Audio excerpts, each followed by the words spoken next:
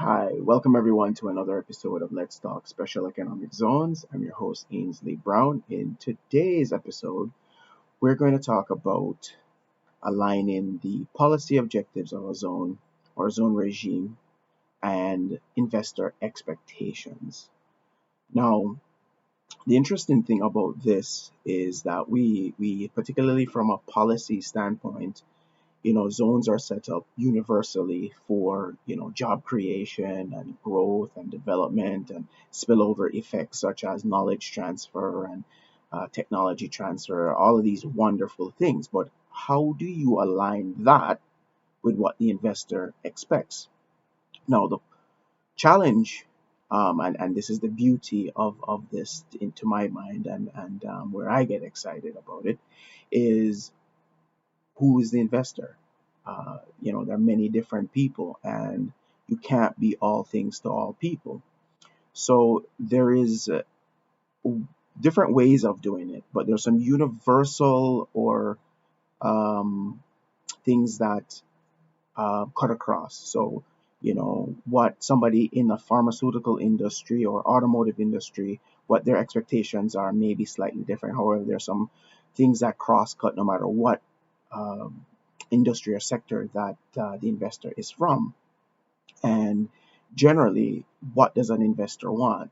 They want to make money, right? They want to have an environment where the rules are clear and transparent and equally applied to everyone. They want to make sure that their money and their investment are safe. They want to know that their people are safe.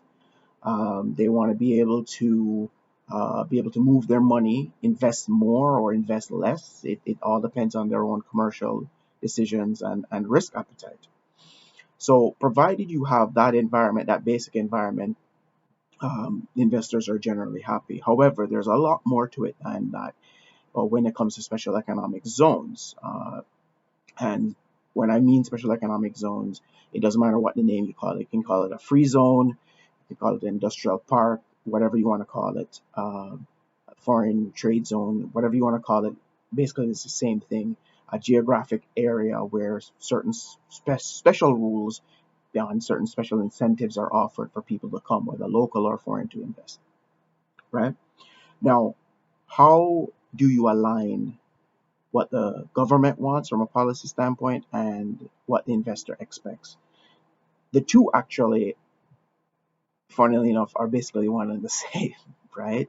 So when you design the regime, you have to look at how the fiscal incentives are structured, how the non-fiscal incentives are structured, and what are you incentivizing and what are you rewarding. So, for example, if it is that you want to create backward linkages from the space, from the zone into the domestic economy. So, for example, say you want to improve or increase agriculture, the output of agriculture, and you want to create that market. So you create a zone and you attract agro processors.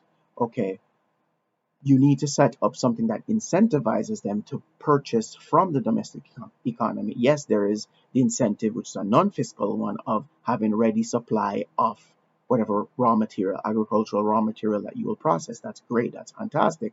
But if you want to jumpstart, kickstart, or further incentivize these things, you create some sort of mechanism where there is a fiscal incentive, some sort of tax incentive for them to purchase from the domestic territory, right? That's just one example.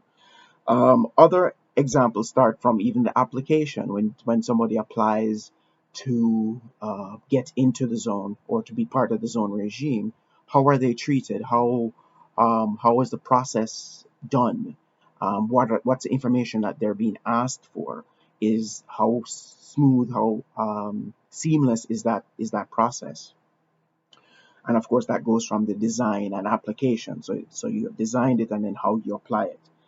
The marketing and the PR. How do you market the zones? And then after the person comes in, how do you market the regime and market even their zones so that they can have clients of their own or markets or penetrate markets of their own?